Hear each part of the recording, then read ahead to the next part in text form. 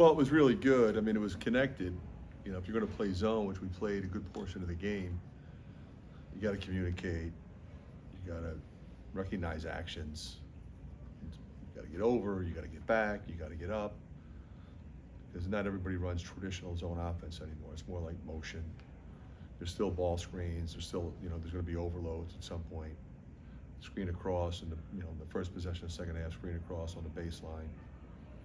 But if everybody's communicating, you can contest. But the key to it all was not so much the activity or the defense; it was rebounding.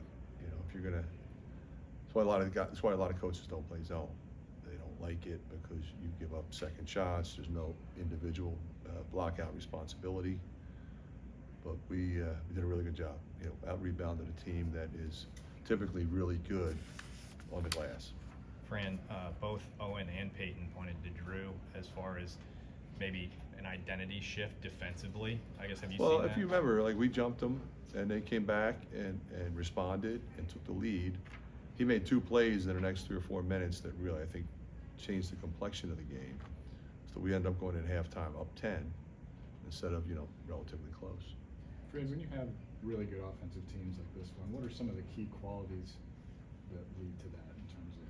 Well, it starts with the character of the guys. You gotta want to move and share the ball. You don't want to make it about yourself. Everybody eats, and we're going to run, and we're going to attack space. We're going to move the ball, and not call a set every time down, and tell everybody, you line up here, you line up there, you line up there. We trust them to make decisions and make plays and get open and screen and slip and roll, and if they miss, run back.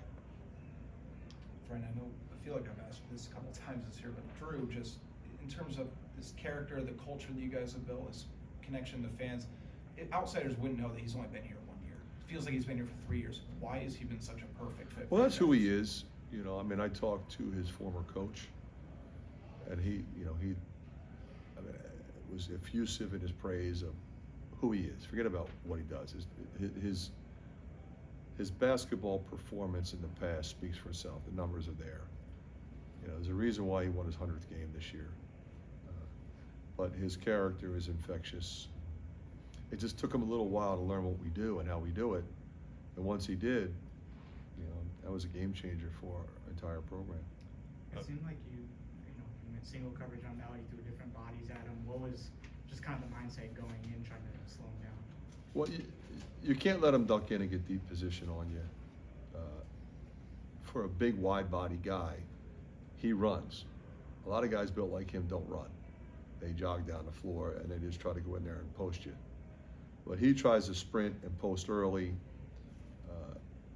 He tries to react to the ball changing sides of the floor and gets you on the high side, because a lot of times you have to front him, or otherwise he'll just back you down and get it and go score. So you're on the high side, but if the ball swings and he seals you, you can't get back around. He's too big. So I thought Owen did a pretty darn good job of that. And he also challenged him at the rim with some of those shots, especially early. Did you think those early turnovers you got on him kind of frustrated him a little bit? Well, I hope so. I mean, that was the plan. Every game, he gets some type of defense like that. Double the post, double them on the catch, double them on the bounce. Double them, when they think he's going to go into a move, trap him on a spin, whatever. Just try to put some doubt in his mind. Fran, speaking of Owen's defensive performance, since that 15-minute mark of this last game, it just seems like he's been on a tear defensively. I guess what has changed for him? He's locked in, and doing his work early, and that's really what it comes down to. Because if you wait and react at this level, you get in foul trouble. Has the narrative of this team changed in the last 8 days, or is it simply a matter of that was just an outlier of a game at Madison? Yeah, we played pretty well at the beginning. I prefer to give them credit for how well they played. They played a masterful game against us. Yeah, we did some things that we need to improve on, and we've done that. We broke the tape down and had individual meetings and got better. But you move on. They have a really good team. It was on the road. You learn from it. And they've been great. What about the week ahead? I mean, assuming that you're going. As of right now, we're going. You're facing some highly unusual challenges, aren't you? Yeah, but, you know, I look at it like this, Mike, everybody does. You know, we're in a league this year where teams on 2 different coasts.